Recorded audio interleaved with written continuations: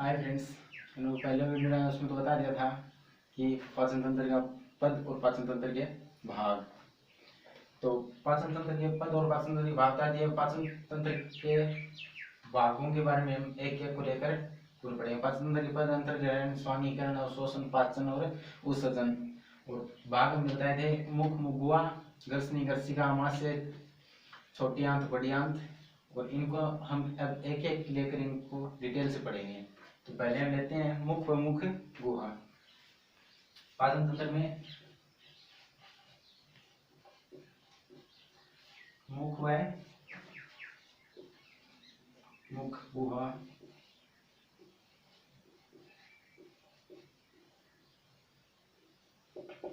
इसके बारे में अब पढ़ेंगे कि मुख व मुख गुहा क्या होता है। तो मुख दो ओष्ठों से घिरी संरचना मुख कहलाती है। तो दो ओष्ठों से घिरी संरचना मुख कहलाती है। इसी प्रकार मुख गुहा क्या होती है। तो मुख में भोजन सारी माध्यम में होगा। मुख गुहा में जीभ व दांत पाए जाते हैं। एक स्पेस जिसमें जीभ व दांत पाए जाते हैं। तो मुख का क्या कार्य होता है। मुख तो मुख भोजन की शुरुआत सर्वप्रथम या पाचन की शुरुआत सर्वप्रथम मुख के द्वारा होती है। तो भोजन की पाचन क्रिया मुख से आरंभ होती है।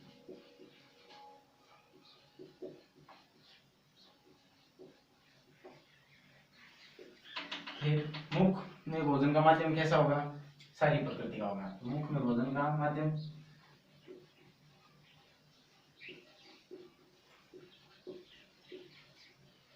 सारी प्रकृति का होगा।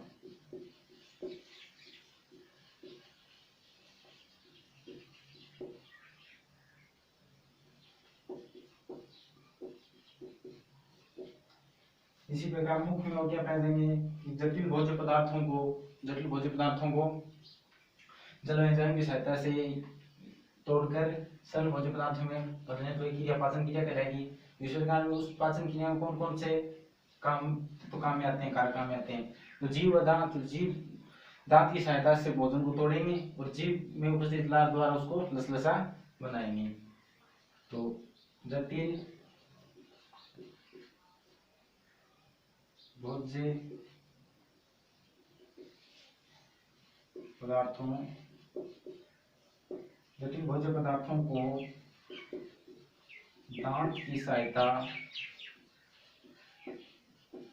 दांत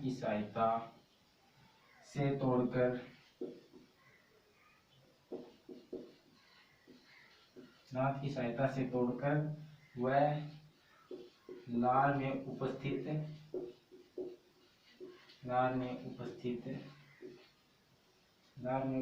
एंजाइम के द्वारा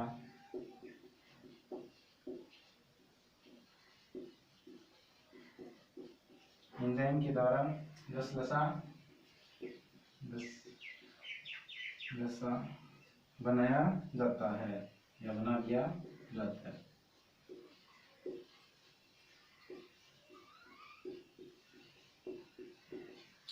तो खैर मुख के हो गए। अब मुख गुहा में क्या क्या पाए जाएंगे तो उनके बारे में डिटेल से पढ़ेंगे। मुख गुहा में क्या क्या पाए जाते हैं। तो मुख गुहा में दांत व जीभ पाए जाते हैं। दांत व जीभ, तो इनमें से पहले लेके चलते हैं दांत को। मुख गुहा में क्या क्या पाया जाएगा। मुख गुहा में दांत व जीभ पाए जाते हैं। मुख गुहा में दांत व जीभ पाए जाते हैं। तो इनमें से हम पहले लेके चलते हैं दांत को। दांत का डिटेल से दांत में क्या क्या होता है। तो दांत के बारे में पढ़ेंगे। दांत के अध्ययन को क्या कहते हैं।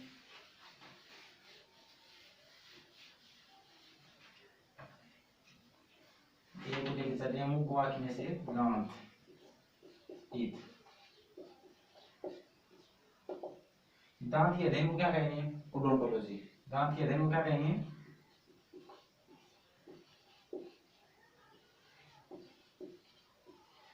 दांत के अध्ययन को ओडोंटोलॉजी,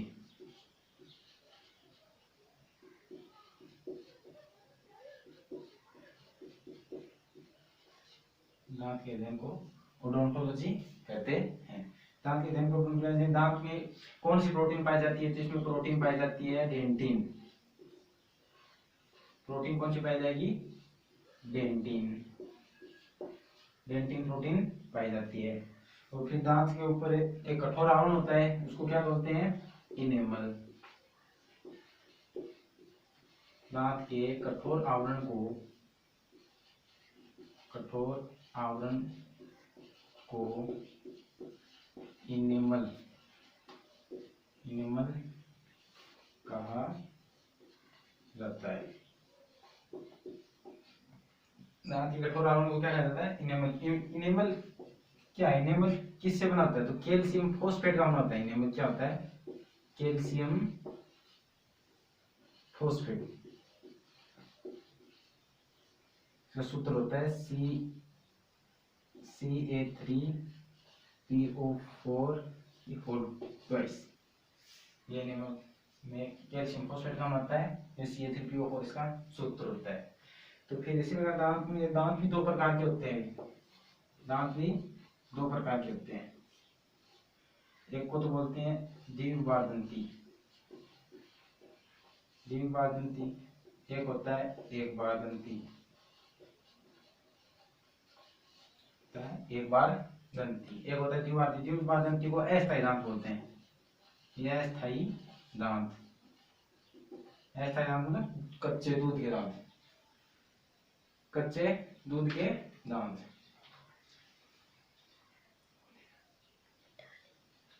तो अस्थायी दांत कच्चे दूध के दांत होते हैं, और कच्चे दूध के दांत, और ये होते हैं स्थायी दांत। ये होते हैं स्थायी दांत, ये होते हैं स्थायी दांत। इसको मैं थोड़ा साइड में लिख देता हूँ। में क्या पाया जाएगा? कैल्शियम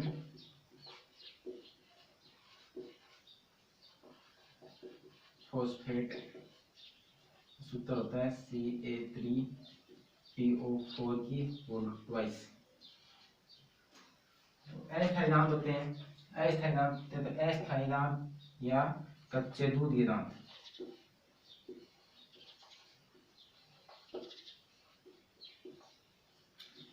एक बार दंती को स्थायी दांत बोलते हैं, जो एक बार टूटते नहीं। और ये अस्थायी दांत होते हैं, द्विबारदंती बोलते हैं, तो ये कच्चे दूध के दांत होते हैं। इनकी संख्या होती है 20। इनकी संख्या कितनी होती है? 20 होती है। और एक बार दंती स्थायी दांतों की संख्या होती है 12। इनकी संख्या होती है 12। इनकी संख्या होती है, इनकी संख्या होती है, इनकी संख्या होती है 12। और अस्थायी दांतों की संख्या होती है 20। इनकी संख्या होती है 12। इनकी संख्या होती है 12। और अस्थायी दांत या कच्चे दूध के दांत, इनकी संख्या होती है 20। तो ये 12 दांत होते हैं। इनमें से 8 दांत तो प्रीमोलर, प्रीमोलर, और 4 दांत होते हैं वो होते हैं मोलर। मोलर चौर्णक, प्रीमोलर अग्र चौर्णक, प्रीमोलर अग्र चौर्णक, और 4 दांत होते हैं मोलर मतलब चौर्णक। तो ये एक बार और द्विबार दंती का हो गया। फिर दंत सूत्र, फिर क्या होगा? दंत सूत्र। ये नोट कर लिया, मिटा दूं।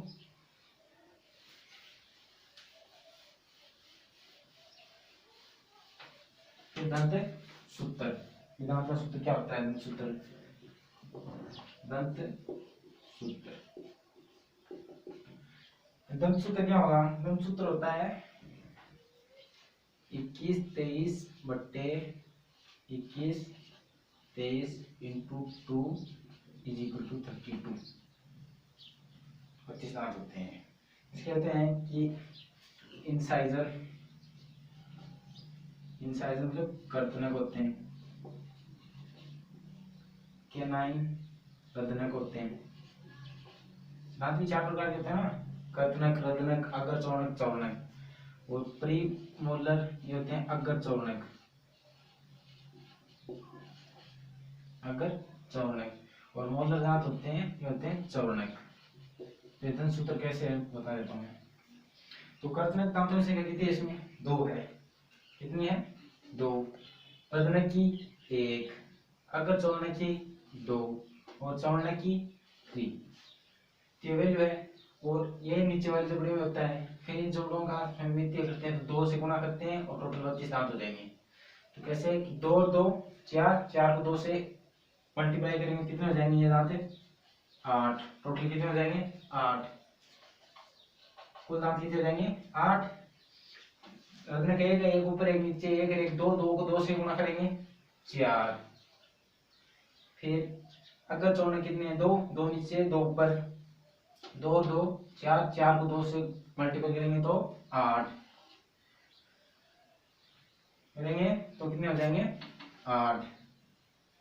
और फिर ऊपर में 3 है और नीचे 3 है, चौड़े तो 3 3 6, 6 को 2 से मल्टीप्लाई करेंगे तो 12। कितने हो जाएंगे? 12। तो इनको टोटल जोड़ेंगे तो टोटल यो 32 आएगा ना। टोटल कितना आएगा? 32 आएगा। 32 कैसे आएगा? देखो 8 4 12, 12 8 20, 20 और 12 32, 20 और 12 32। तो ये हो गया दंत सूत्र।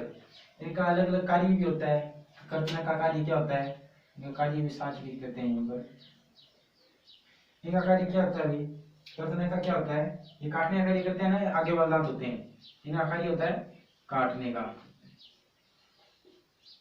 रत्न का चीरने व फाड़ने का, चीरने व फाड़ने का। अगर चौड़ने का चबाने का, और चौड़ने का भी चबाने का। इनका सेम होता है, ये जाड़ी होती है ना, इनका सेम होता है कार्य। तो ये तो हो गए दांत। अब बी टॉपिक लेके चलेंगे इनमें से जीभ को।